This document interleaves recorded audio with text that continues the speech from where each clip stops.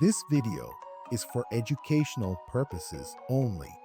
It does not constitute text or legal advice. Revocable or irrevocable. It sounds like a simple either slash or question. And if you search for an answer online, you'll find dozens of articles that give you a tidy comparison chart and send you on your way. To complicate matters, irrevocable does not necessarily mean no changes can ever be made. In fact, the Uniform Trust Code, which was adopted by Florida with modifications, provides a few different ways to modify an irrevocable trust in addition to what is available at common law. But here's what those articles don't tell you. For high net worth families, the choice between revocable and irrevocable trusts isn't really a choice at all. It's a sequencing question, and getting the sequence wrong or treating it like a one-time decision is one of the most expensive mistakes in estate planning. Let's start with the basics, not because you don't know them, but because the foundation matters when we get into the nuance. A revocable trust, also called a revocable living trust, is a trust you create during your lifetime that you can modify, amend, or completely revoke at any time while you're alive. You retain full control. You're typically both the grantor, the trustee, and lifetime beneficiary. The assets in the trust are still yours in every meaningful legal and tax sense.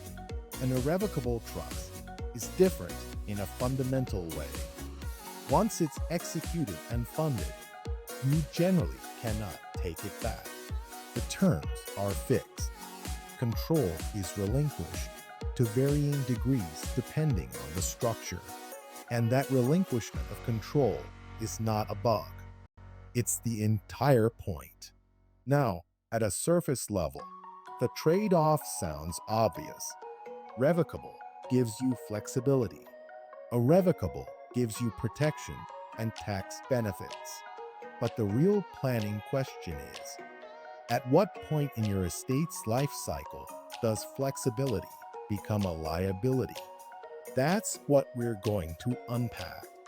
The Revocable Living Trust is the workhorse of estate planning, and it deserves its reputation. But it's frequently over-credited with benefits it doesn't actually provide. Here's what a revocable trust does do well. It avoids probate. In Florida, probate can be time-consuming and costly. Attorneys' fees are governed by a statutory schedule, and they're based on the gross estate value, not the net. On a $5 million gross estate, statutory fees for the personal representative and attorney together can approach $150,000 or more. A properly funded revocable trust bypasses that entirely. Assets transfer to beneficiaries privately and efficiently, without court supervision. It provides continuity of management. If you become incapacitated, your successor trustee steps in without the need for a guardianship proceeding.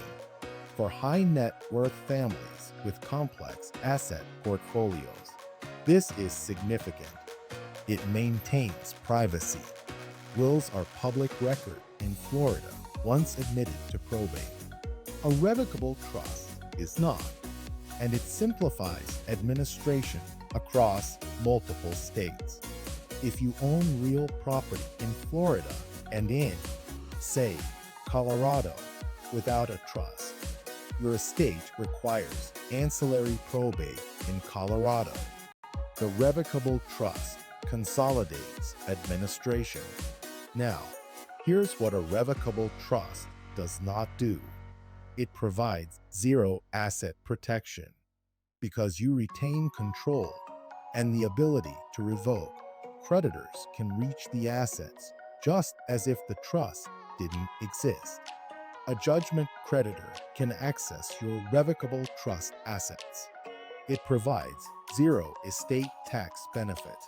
The assets are fully includable in your gross estate for federal estate tax purposes. The trust is transparent for income tax purposes as well. All income flows through to your personal return. And in Florida, it does not, by itself, preserve or destroy homestead status, though the structure and drafting matter enormously, as we discussed in our last video. So if your primary concerns are asset protection and estate tax reduction, and at the high net worth level, they should be. The revocable trust is a foundation, not a finish line. The irrevocable trust is where sophisticated estate planning actually happens. When you transfer assets into a properly structured irrevocable trust, you accomplish several things simultaneously, depending on the trust design. First, asset protection. Assets you no longer own cannot be seized by your future creditors. This is the fundamental logic. Florida has a fraudulent transfer look-back period, as does the bankruptcy code. So this isn't a day before judgment maneuver. It's a long-term strategy that has to be established before a claim arises. But for a physician, a developer, a business owner with ongoing litigation exposure, moving appreciating assets into an irrevocable structure years before a problem materializes is sound planning. Second, estate tax removal. The current federal estate and gift tax exemption is approximately $15 million per individual, or roughly $30 million for a married couple. Assets transferred into an irrevocable trust using exemption at the time of transfer are removed from your taxable estate. If those assets appreciate from $5 million to $15 million inside the trust, all of that appreciation escapes estate tax. That's the compounding power of early irrevocable trust funding. Third, generation skipping. A well-drafted irrevocable trust can hold assets for multiple generations, children, grandchildren, great-grandchildren, without triggering estate tax at each generational transfer. This is the Dynasty trust concept. Florida has no rule against perpetuities, per se. Assets placed in a properly structured Florida trust can remain in trust, protected, compounding, outside of estate taxation, essentially forever.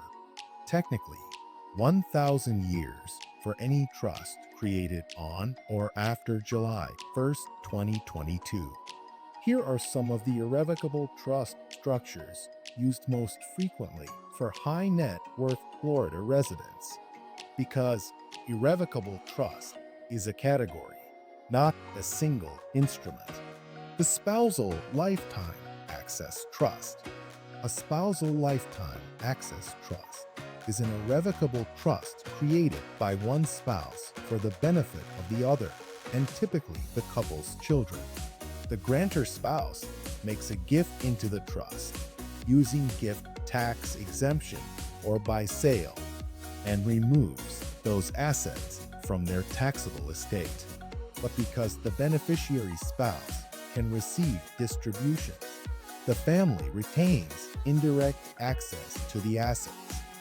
This is probably the most used structure right now for married couples trying to lock an exemption. There are two main risks with this trust. The first risk, and it's a real one, is what's called the reciprocal trust doctrine. If both spouses trust for each other with mirrored terms, the IRS or creditors can collapse both trusts and treat them as if the grantors retained the assets. The structures need to be meaningfully different. The other big risk is divorce, for which the risks are left for another video. The intentionally defective grantor trust.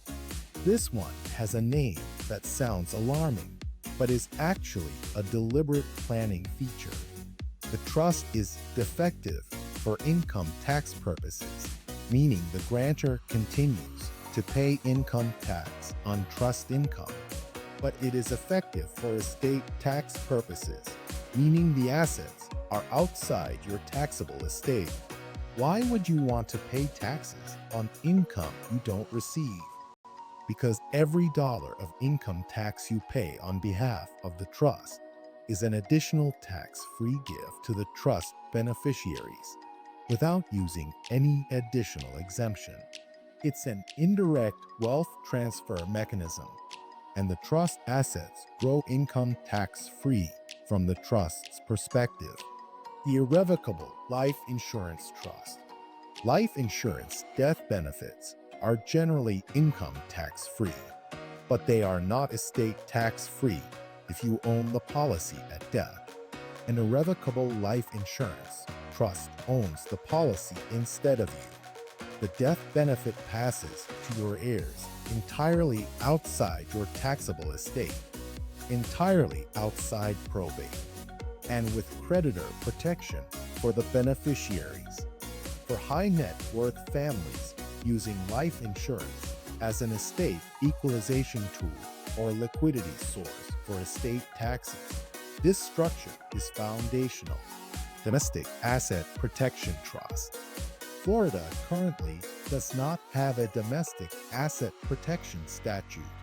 In fact, Florida prohibits a self-settled trust, which is a trust where the grantor is also the beneficiary. However, Florida enacted its own version of Domestic Asset Protection Trust statute in 2021, referred to as a backdoor spousal lifetime access trust. A backdoor spousal lifetime access trust would permit the grantor to step into the shoes of their deceased spouse, but only upon that beneficiary spouse's death. It does not work in a divorce. So let me come back to the question I opened with. Revocable or irrevocable, which do you need? The answer for virtually every high net worth Florida family is both, in sequence, with intention. The Revocable Trust is your operational foundation. It handles probate avoidance, incapacity planning, privacy, and multi-state asset administration. It should be established early and funded properly, not just drafted and left sitting on a shelf.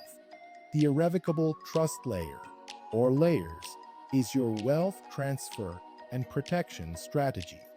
It should be built deliberately, with a clear understanding of what assets are going in, at what value, using what exemption, for whose benefit, over what time horizon.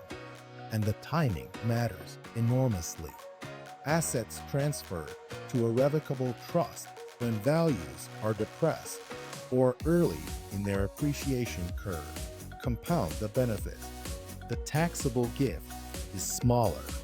The future estate tax removal is larger. The creditor protection seasons faster. The families who get this right aren't the ones who build the most complex trust structures. They're the ones who started earlier than they thought they needed to, with a plan that was coordinated across estate, income, and asset protection considerations simultaneously. A few Florida-specific points before I close. Florida's essentially perpetual trust duration is a genuine competitive advantage. Florida trusts can run up to 1,000 years for any trust created on or after July 1st, 2022. For a family with significant real estate holdings or business interests, the ability to hold those assets in a multi-generational structure without transfer tax erosion at each generation is an extraordinary planning opportunity. Florida does not impose a gift, estate, or inheritance tax. The short version: Florida is a competitive trust jurisdiction. If you're domiciled here, make sure your estate plan is leveraging the state's advantages. With that said, it is possible to have a trust situs in another state even as a Florida resident, which will be addressed in a future video. Revocable and irrevocable trusts are not competitors. They're complements. And the question isn't which one you need. It's whether your current plan uses both strategically in the right sequence at the right time. If your estate plan is a revocable trust and a will, and that's the whole picture, there's almost certainly planning left on the table. How much depends on your asset values, your exposure, your family structure, and how much time you have before the next legislative change or market shift changes the calculus. If you want to dig into any of these structures in more detail, we're going to cover each one in depth in upcoming episodes. Subscribe so you don't miss them. Until next time.